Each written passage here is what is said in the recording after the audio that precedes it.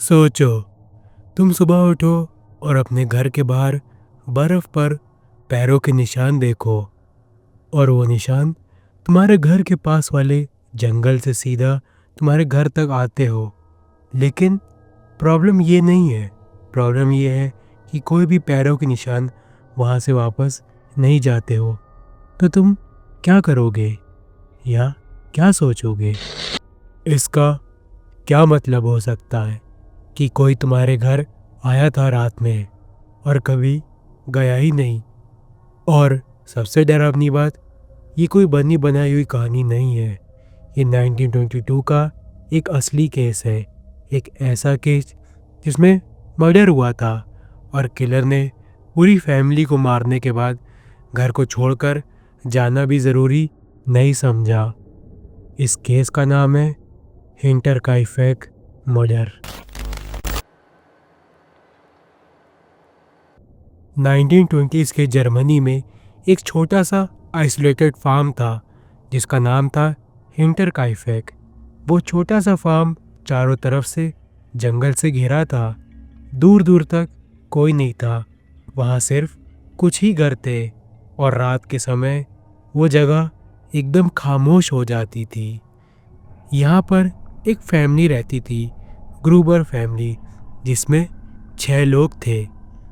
Andres ग्रूबर और उसकी wife कजीला और उसकी बेटी विक्टोरिया गैब्रियल और उसके भी 2 बच्चे कजीलिया और जोसेफ, और उनके साथ उनकी एक मेड भी थी जिसका नाम था मारिया बॉमगार्टनर, जो कि रिसेंटली ही आई थी। शुरू में तो सब नॉर्मल लगता था, लेकिन फिर कुछ ऐसा होना शुरू हुआ जो किसी को भी पागल कर सकता था। एक दिन सुबह आंद्रेस ने नोटिस किया कि घर के बाहर वाली बर्फ पर किसी के पैरों के निशान हैं, और निशान जंगल से आ रहे थे और सीधा घर के दरवाजे पर ख़त्म हो रहे थे। लेकिन आंद्रेस ने एक और चीज़ देखी कि कोई भी फुटप्रिंट्स बाहर जाते हुए नहीं है, जैसे कि कोई घर में आया तो हो लेकिन घर में ही रह गया हो। आंद्रेस ये सब देखकर अपने घर के ऊपरी वाले हिस्से को चेक करने गया, लेकिन वहाँ कुछ भी नहीं मिला, न इंसान न कोई जानवर। कुछ दिन ऐसे ही बीत गए और आंद्रेस ने फिर से नोटिस किया कि घर से चाबियाँ गायब होने लगी हैं और लॉक डोर्स जो कि बंद रहते थे वो अचानक से कभी कभी अनलॉक मिलते थे। ये सब जब हो रहा था तो ये सब देखकर पहली मेड ने जॉब छोड़ दी, ये बोलकर कि इस घर में कुछ गलत है और यहाँ कोई है, मैं और काम नहीं कर सकती। पर आंद्रेस और उसकी फैमिली ने अपनी मेड की ये बातों को इग्नोर कर दिया और एक न्यू मेड को रख लिया। लेकिन कुछ दिन बाद वहाँ सबकी अचानक से मौत हो गई। 31 मार्च 1922 की रात को किसी ने फैमिली के मेंबर्स को एक एक करके बाहर ने बुलाया, पर कैसे बुलाया और क्यों बुलाया ये आज तक कोई भी नहीं जानता, ना किसी को इसका कुछ पता चला। लेकिन एक बात तो क्लियर है, इंसान जो बांध के अंदर गया वो कभी भी जिंदा वापस नहीं आया। आंद्रेस और उसकी फैमिली को एक एक करके फार्मिंग टूल से मारा गया था और बहुत बुरी तरीके से उनके सरों को पूरा खोल दिया गया था मार मार के। पर किलर वहीं तक नहीं रुका, वो घर के अंदर गया।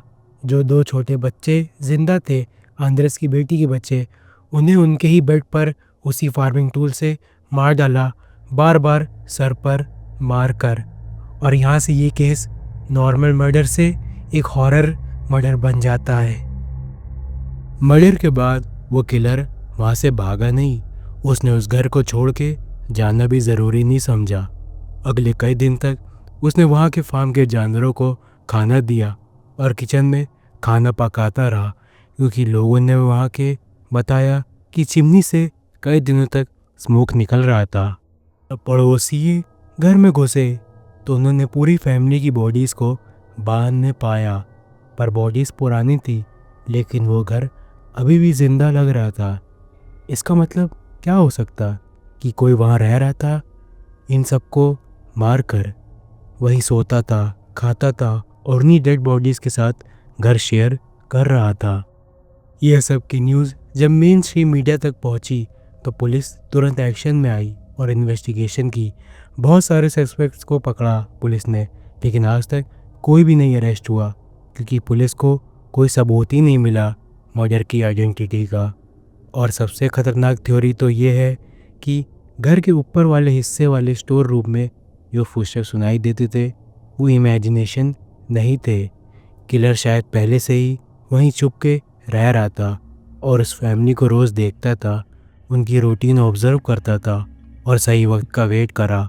और जब वो वक्त आया तो उसने उन सबको एक एक करके मार दिया। 1918 से 1919 के टाइम न्यू ऑरलियंस में एक सीरियल किलर लोगों के घर घुसकर उन्हें खुद की कुल्हाड़ी से उन्हें मार देता था।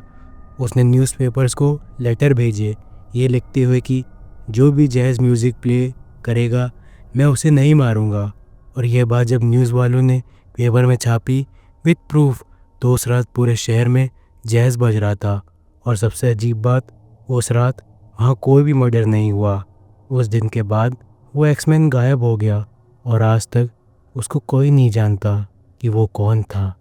ये केसेस 100 साल से भी ज़्यादा पुराने हैं, लेकिन आज भी ये अनसॉल्व्ड मिस्ट्री बन कर रह गए हैं क्योंकि कुछ किलर्स एविडेंस नहीं छोड़ते, वो सिर्फ एक चीज़ छोड़ते हैं और वो है डर। और कुछ घर कभी सच में खाली नहीं होते। हमेशा अपने घरों को अच्छे से चेक करें। और आज की वीडियो के लिए बस इतना ही। कमेंट्स में ज़रूर बताना कि आपको क्या लगता उस फैमिली के साथ ऐसा क्या हुआ होगा।